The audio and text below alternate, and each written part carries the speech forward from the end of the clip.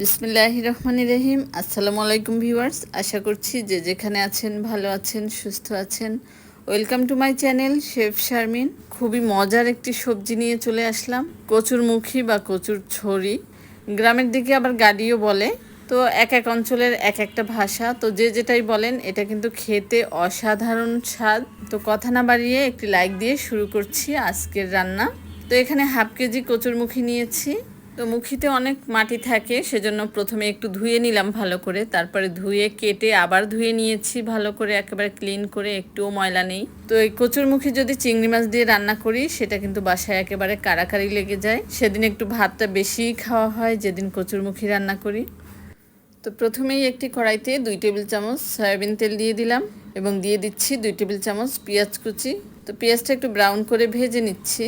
তো পেঁয়াজটা ভাজা হয়ে গিয়েছে, এই পর্যায়ে দিয়ে দিচ্ছি চিংড়ি মাছ। তো আমি এখানে ছোট সাইজের চিংড়ি মাছ নিয়েছি, আপনারা চাইলে যে কোনো সাইজের চিংড়ি মাছ নিতে পারেন। তো সামান্য লবণ দিয়ে দিলাম স্বাদ মতো। দিয়ে দিচ্ছি 1 চা চামচ হলুদ গুঁড়া, 1 চা চামচ মরিচ গুঁড়া, সামান্য একটু পানি দিয়ে দিচ্ছি কষানোর জন্য। এখন এই চিংড়ি মাছটা ভালো করে কষিয়ে নিচ্ছি। এভাবে 2 থেকে 3 বার একটু পানি দিয়ে, অল্প অল্প পানি দিয়ে কষিয়ে নিব। তো চিংড়ি মাছটা কষানো হয়ে গিয়েছে, এই পর্যায়ে দিয়ে দিচ্ছি পানি। তো এই পানিটা ফুটে উঠলেই আমি কচুরমুখীটা দিয়ে দিব। আল্লাহর অশেষ কৃপা, আমরা ভালো আছি, সুস্থ আছি। তো শুকরিয়া স্বরূপ আমরা যেন আল্লাহর ইবাদত করি, কারণ মানুষের কখন মৃত্যু আসবে কেউ বলতে পারে না। তো আমরা যেন পরকালের জন্য একটু হলেও চিন্তা করি। তো ঝোলটা ফুটে উঠেছে, এই পর্যায়ে কচুরমুখী দিয়ে দিচ্ছি। কচুরমুখীটা দিয়ে ভালোভাবে নেড়ে আমি সিদ্ধ হওয়া পর্যন্ত ওয়েট করব।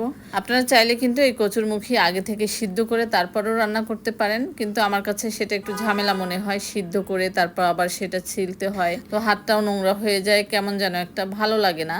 আবার এইভাবে কেটে সিদ্ধ করে নিতে পারেন।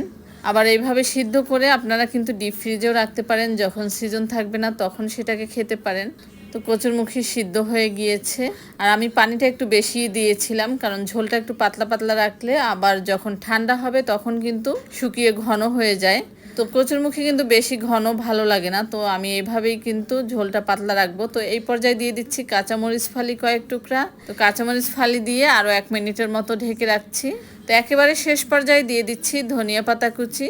এই ধনিয়া পাতা কুচি দিয়ে একটু নেড়েই আমি চুলাটা বন্ধ করে দিচ্ছি। আপনারা চাইলে ধনিয়া পাতাটা স্কিপ করতে পারেন, কিন্তু যে কোনো রান্নায় ধনিয়া পাতা দিলে খেতে ভালো লাগে এবং দেখতেও ভালো লাগে, কালারটা সুন্দর হয়ে যায়। তো ঠান্ডা হয়ে গিয়েছে, দেখতেই পাচ্ছেন ঠান্ডা হওয়ার পরে ঝোলের ঘনত্বটা। প্রথমে কিন্তু মনে হয়েছিল অনেকটাই পাতলা হয়েছে ঝোল, কিন্তু এতটুকু পাতলা না থাকলে কিন্তু খেতে ভালো লাগে না। তো আমার কাছে এভাবে ভালো লাগে, তাই আমি এভাবেই রান্না করলাম। কচুরমুখীটা আসলে যেভাবেই রান্না করি সেভাবেই ভালো লাগে, ভর্তাও ভালো লাগে। যদি ভিডিওটি ভালো লাগে অবশ্যই লাইক দিয়ে, সুন্দর সুন্দর কমেন্ট দিয়ে আমাকে সাপোর্ট করবেন।